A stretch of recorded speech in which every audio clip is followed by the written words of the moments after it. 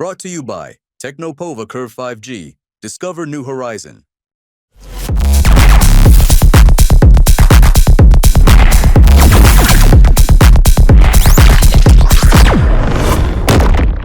सोने की खरीदारी करने वाले लंबे समय से इसकी खरीदारी को टालते आ रहे हैं और इसकी कीमतों में नरमी आने का इंतजार कर रहे हैं।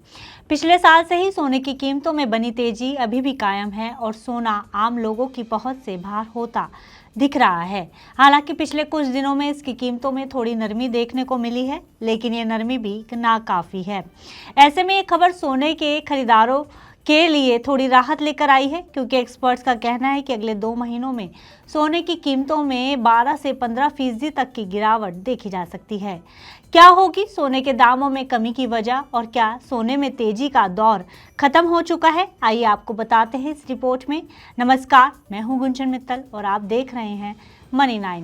अगर आप भी सोने की कीमतों में कमी आने का इंतजार कर रहे हैं तो आपको इससे जुड़ी खबर जल्दी ही मिल सकती है, क्योंकि जानकारों के मुताबिक आने वाले दिनों में सोने की कीमत में गिरावट आ सकती है।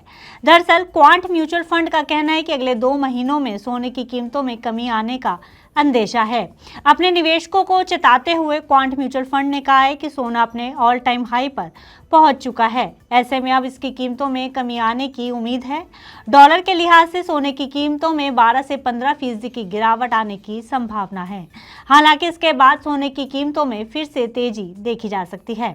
क्वांट म्यूचुअल फंड ने अपनी हालिया रिपोर्ट में कहा है कि सोना और तेल दोनों में ही फिलहाल गिरावट देखी जा सकती है।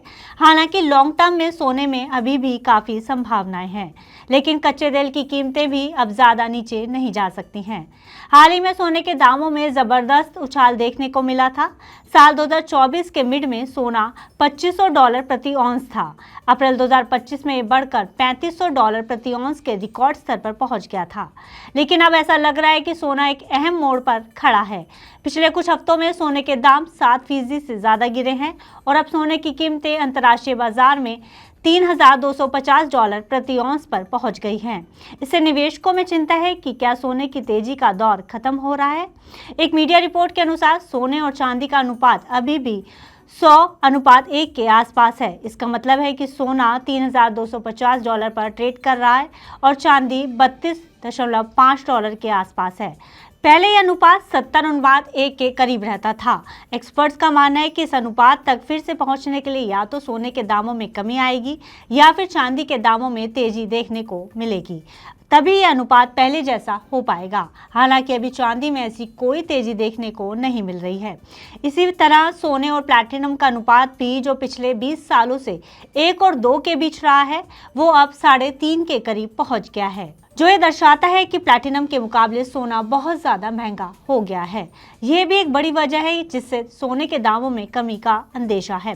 दुनिया भर में हालात फिर से बदल रहे हैं। अमेरिका चीन के बीच शुरू हुई टैरिफ वॉर अब थमती नजर आ रही है और दोनों देशों के बीच ट्रेड को लेकर बातचीत आगे बढ़ रही है। यही वजह है कि जैसे जैसे दुनिया भर के देशों में तनाव कम होगा, वैसे वैसे सोने की मांग में भी कमी आएगी और सोने की कीमतें भी घटेंगी, क्योंकि आमतौर पर देखा जाता है कि दुनिया भर की इकोनॉमी टेंशन के समय अपना गोल्ड रिजर्व बढ़ाती है। यही वजह है कि संकट के समय में ज़्यादा सोना खरीदा जाता है। लेकिन एक बार फिर से दुनिया भर के देशों में तनाव कम हो रहा है और ज़्यादातर देश अपना गोल्ड रिजर्व बढ़ा चुके हैं। वहीं हाल ही में अमेरिकी डॉलर इंडेक्स भी 100 के ऊपर पहुंच चुका है। इससे पहले काफ़ी नीचे चला गया था।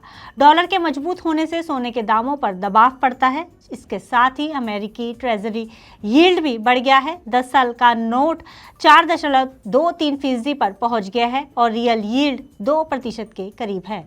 इन वजहों से और शेयर बाजार के स्थिर होने से लोग सोने से पैसा निकालकर दूसरी जगहों पर निवेश कर रहे हैं। ये भी वजह है कि सोने के दामों में नरमी देखी जा सकती है।